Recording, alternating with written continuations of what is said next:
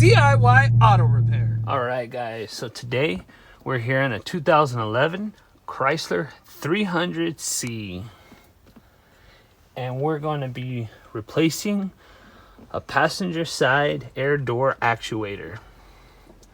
So we had a customer call us up wanting us to replace an air door actuator. Now, we did not diagnose this problem, and the customer doesn't care about a warranty. He just wants it replaced properly. So we're gonna go ahead and do that here today. He is aware that he's not getting a warranty from me. He called around to some shops and they basically refused to do it because they can't give him a warranty, and also because some shops he called didn't even know what it was. So we're gonna be doing it here today, and we're just gonna be taking a look around to make sure we document everything. So we're basically going to be removing the passenger side glove box here in order to access our actuator.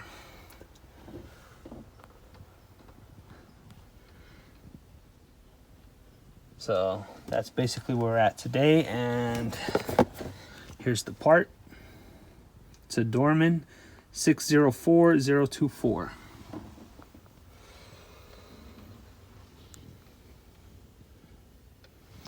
So we got scratches there. So let's go ahead and jump into this. All right, guys, so we have the glove box taken out. You just pinch on both sides, drop it down, and just pull out. And then we have this panel that comes from below, and it's got these 3 push pins that you just take out. Now, technically, you could probably access, I don't know if you could see your actuator there, but you could technically access it through just the bottom panel. But we're gonna go ahead and take this whole piece, this whole plastic piece off, just to be able to get in there and also show you guys. So let's go ahead and take that off. Okay, guys, so before we get any farther, one thing I kind of overlooked, my mind got too wrapped around the job. Safety first, guys. So before doing any kind of dashboard work or any kind of instrument panel work, steering wheel work, you always want to disconnect the battery, and you want to give it a good 5 minutes. And I would even suggest turning on your lights, even with the battery unplugged, to make sure to drain out any kind of leftover electric in the system, because you don't want to have a big surprise, a big blast, and the airbag come hitting you in the face as you're trying to work on the car. Airbags, guys, safety first. So we came around,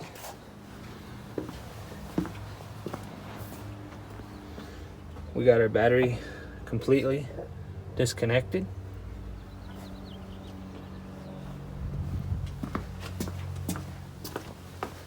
And then we have our lights on. So we're gonna give it about 5 minutes before we proceed, because we don't want to jar the airbag system and it think we're in a collision and the airbag deploy. So just remember, guys, safety first. Okay, guys, so now that we let any residual electricity leave the system, we're gonna go ahead and remove, let's see if I can get this to stand up. We're gonna go ahead and remove, we have fasteners holding this whole plate in. So we got 1, 2, 3, 4, 5, 6. We have 6 fasteners, and they're gonna be 7mm. So we're gonna go ahead and take those out, which we already did. And then we're just gonna, okay, guys, so I'm gonna stop and show you. So we have this panel almost out. You're gonna have to come over here on the side and kind of pry this little side panel out. You can see those clips holding it. And it's best if you use like a tool like this, a panel trim tool.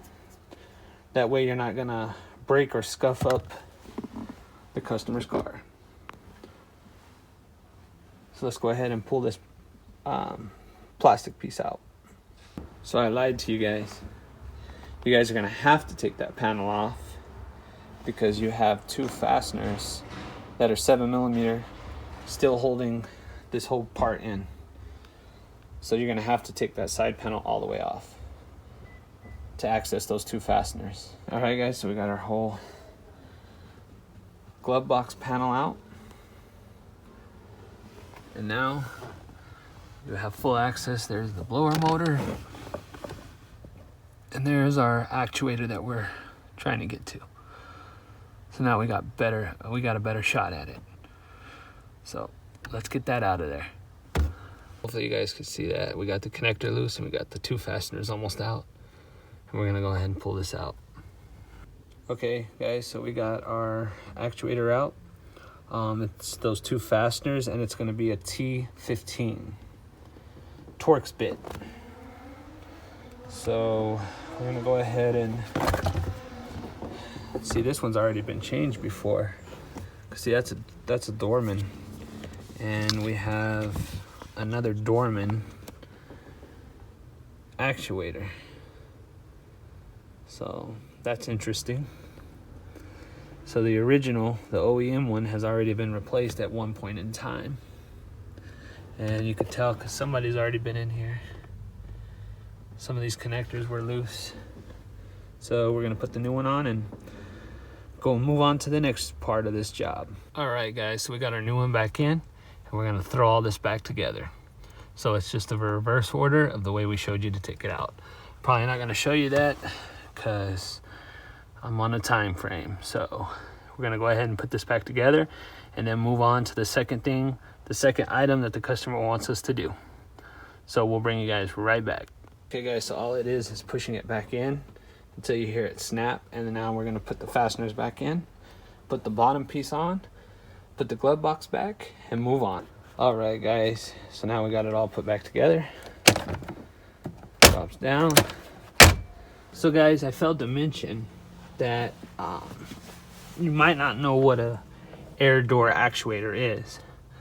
So basically inside your instrument panel here, you have this big long, basically plastic duct, kind of like an AC system in your house. So that's what powers the air through the vent, is that long air duct, if you will. So the air door actuator on the passenger side basically switches the doors to either blow hot air or cold air. And in this vehicle in particular, you have two. You have one on the driver's side and one here on the passenger side.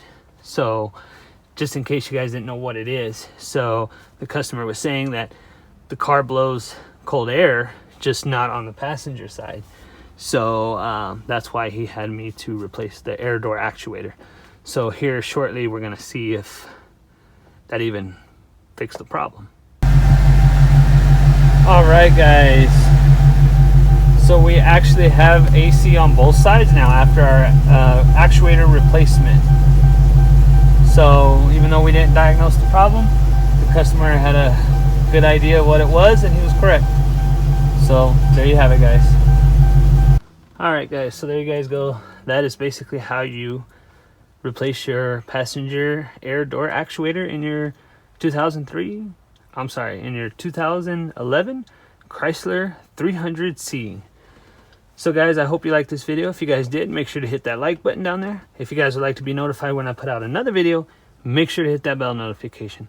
And guys, please subscribe to my channel for more informational videos and DIY projects. And as always guys, until next time, have a good one.